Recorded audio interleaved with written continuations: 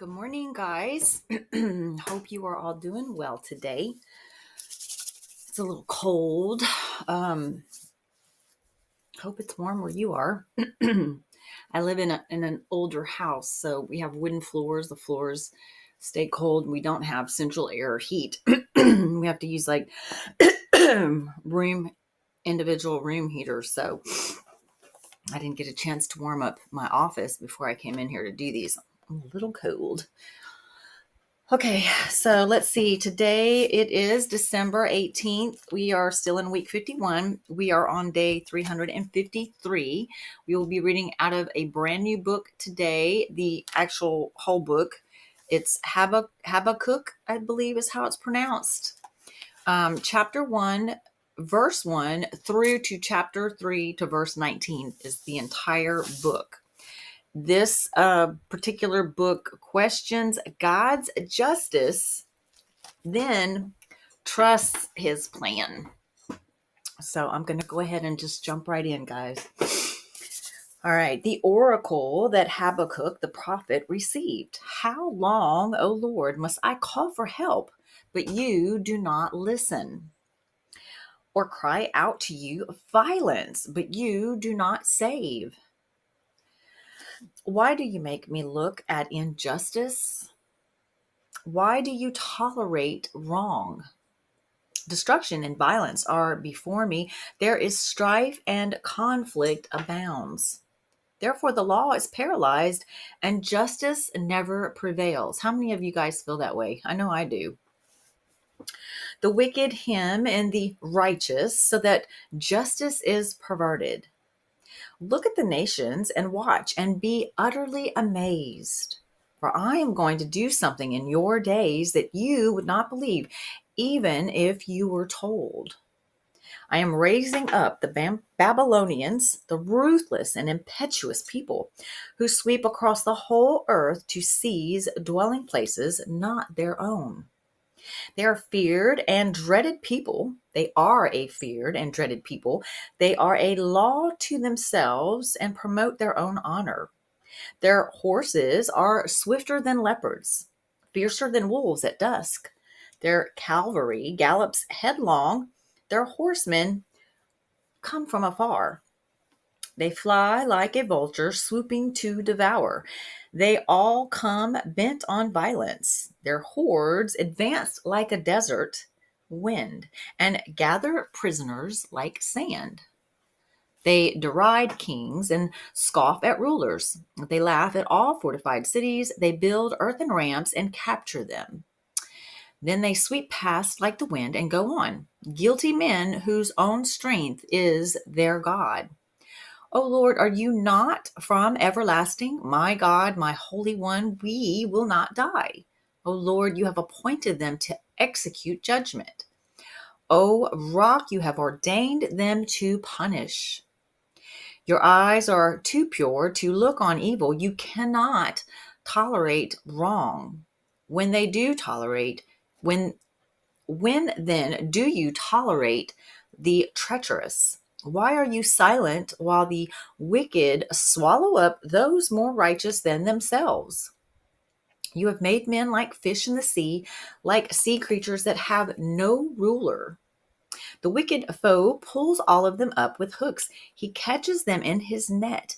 He gathers them up in his dragnet, and so he rejoices and is glad. Therefore he sacrifices to his net and burns incense to his dragnet. For by his net he lives in luxury and enjoys the choicest of foods. Is he to keep on emptying his net, destroying nations without mercy? I will stand at my watch and station myself on the ramparts. I will look to see what he will say to me, and what answer I am to give to this complaint. Then the Lord replied, write down the revelation and make it plain on tablets, so that a herald may run with it. For the revelation awaits an appointed time, and it speaks of the end and will not prove false. Though it linger, wait for it. It will certainly come and will not delay. See, he is puffed up. His desires are not upright, but the righteous will live by his faith. Indeed, wine betrays him. He is arrogant and never at rest, because he is as greedy as the grave, and like death is never satisfied.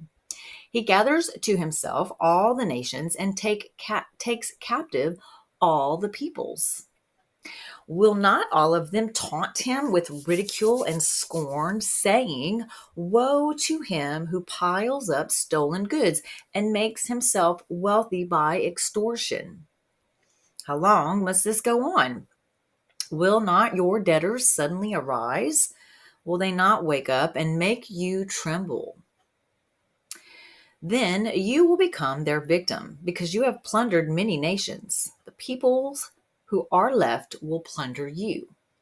For you have shed man's blood.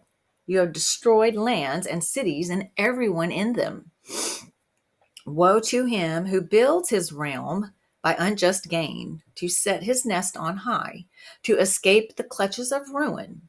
You have plotted the ruin of many peoples, shaming your own house and forfeiting your life. The stones of the wall will cry out, and the beams, and the beams of the woodwork will echo it.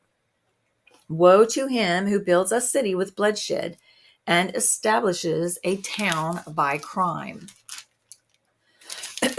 Excuse me. Has not the Lord Almighty determined that the people's labor is only fuel for fire? That the nations exhaust themselves for nothing? For the earth will be filled with the knowledge of the glory of the Lord, as the waters cover the sea. Woe to him who gives drink to his neighbors, pouring it from the wineskin till they are drunk, so that he can gaze on their naked bodies. You will be filled with shame instead of glory. Now it is your turn. Drink and be exposed. The cup from the Lord's right hand is coming around to you, and disgrace will cover your glory.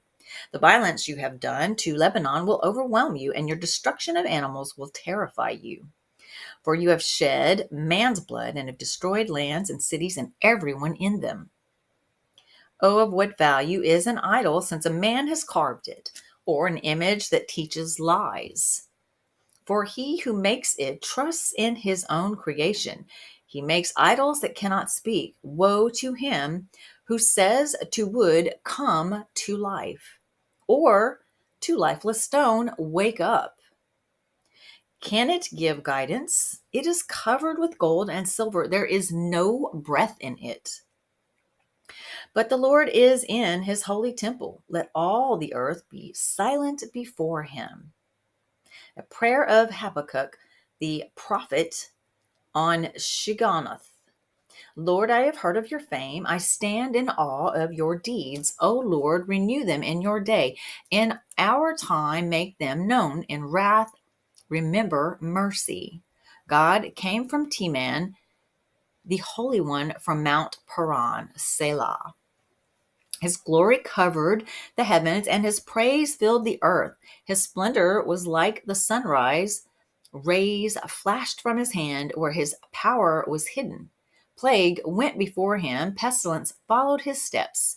He stood and shook the earth. He looked and made the nations tremble.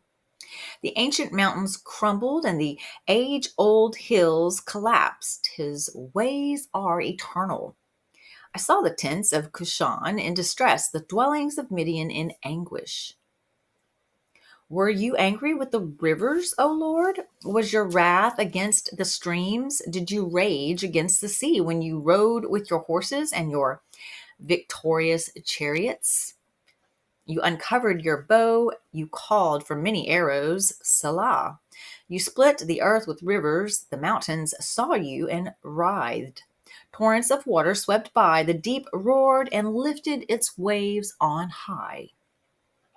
Sun and moon stood still in the heavens at the glint of your flying arrows, at the lightning of your flashing spear. In wrath you strode through the earth, and in anger you threshed the nations. You came out to deliver your people, to save your anointed one. You crushed the leader of the land of wickedness. You stripped him from head to foot. With his own spear you pierced his head when his warriors stormed out to scatter us, gloating as though about to devour the wretched who were in hiding. You trampled the sea with your horses, churning the great waters. I heard, and my heart pounded. My lips quivered at the sound. Decay crept into my bones, and my legs trembled. Yet I will wait patiently for the day of calamity to come on the nation invading us. Though the fig tree does not bud, and there are no grapes on the vines, though the olive crop fails, and the fields produce no food, though there are no sheep in the pen, and no cattle in the stalls. Yet I rejoice in the Lord. I will be joyful in God my Savior. The sovereign Lord is my strength. He makes my feet like the feet of a deer. He enables me to go on to the heights. From the director of music on my stringed instruments.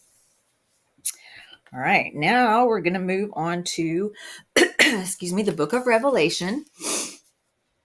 And the book of Revelation today in New Testament is going to talk about the locusts and fire, the torment of humanity, and how the angels are going to prepare for judgment. It's going to be, the reading will be out of Revelation chapter 9, verses 1 through 21. The fifth angel sounded his trumpet, and I, John, saw a star that had fallen from the sky to the earth. The star was given the key to the shaft of the abyss. When he opened the abyss, smoke rose from it like the smoke from a gigantic furnace. The sun and sky were darkened by the smoke from the abyss, and out of the smoke locusts came down upon the earth and were given power like that of scorpions of the earth. They were told not to harm the grass of the earth or any plant or tree, but only those people who did not have the seal of God on their foreheads. They were not given power to kill them, but only to torture them for 5 months. And the agony they suffered was like that of the sting of a scorpion when it strikes a man. During those days, men will seek death, but will not find it. They will long to die, but death will elude them. The locusts looked like horses prepared for battle. On their heads, they wore something like crowns of gold, and their faces resembled human faces. Their hair was like women's hair, and their teeth were like lions' teeth. They had breastplates like breastplates of iron, and the sound of their wings was like the thundering of many horses and chariots rushing into battle. They had tails and stings like scorpions, and in their tails they had power to torment people for 5 months. They had as king over them the angel of the abyss, whose name in Hebrew is Abaddon, and in Greek Apollyon. The first woe is past, 2 other woes are yet to come. The sixth angel sounded his trumpet, and I heard a voice coming from the horns of the golden altar that is before God. It said to the sixth angel who had the trumpet, "Release the 4 angels who are bound at the great river Euphrates." And the 4 angels who had been kept ready for this very hour and day and month and year were released to kill 1/3 of mankind. The number of the mounted troops was 200 million. I heard their number. The horses and riders I saw in my vision looked like this. Their breastplates were fiery red, dark blue, and yellow as sulfur. The heads of the horses resembled the heads of the lions, and out of their mouths came fire, smoke, and sulfur. 1/3 of mankind was killed by the 3 plagues of fire, smoke, and sulfur that came out of their mouths. The power of the horses was in their mouths and in their tails, for their tails were like snakes, having heads with which they inflict injury. The rest of mankind that were not killed by these plagues still did not repent of the work of their hands. They did not stop worshiping demons and idols of gold, silver, bronze, stone, and wood, idols that cannot see or hear or walk. Nor did they repent of their murders, their magic arts, their sexual immorality, or their thefts. Okay, now we're going to read out of the book of Psalm, and it's going to be Psalm 137, verses 1 through 9. And this psalm covers the mourning captivity by Babylon, and mourning not by like evening mourning, but mourning as in crying and wailing and carrying on. The mourning captivity of Babylon and the longing of God's deliverance. All right. By the rivers of Babylon, we sat and wept when we remembered Zion. There on the poplars, we hung our harps, for there our captors asked us for songs. Our tormentors demanded songs of joy. They said, "Sing us one of the songs of Zion." How can we sing the songs of the Lord while in a foreign land? If I forget you, O Jerusalem, may my right hand forget its skill. May my tongue cling to the roof of my mouth. If I do not remember you, if I do not consider Jerusalem my highest joy. Remember, O Lord, what the Edomites did on the day Jerusalem fell. Tear it down, they cried. Tear it down to its foundations. O daughter of Babylon, doomed to destruction, happy is he who repays you for what you have done to us. He who seizes your infants and dashes them against the rocks. All right, and last but not least, we have Proverbs. Proverbs chapter 30, verse 10. And this speaks about avoiding slandering other people. Do not slander a servant to his master, or he will curse you, and you will pay for it. All right, guys, that concludes today's reading. Like I said, I'll get into I'll have my new email for those of you that want to follow me to my new channel. I'm still working on that. But anyways, I'll talk about that later. I love you guys. Thank you so much for being here with me today and listening to me read the Word of God. Please go out, be good to people, no matter how they treat you. Friends, family, complete strangers. Be the salt and the light. Be positive. Let people see Jesus in you. No matter what, I know it's hard, but it can be done. If Jesus could do it, we certainly can. I love you. I'm praying for your strength. And again, I just thank you. And I'll see you back here tomorrow, okay? Love you. Bye now.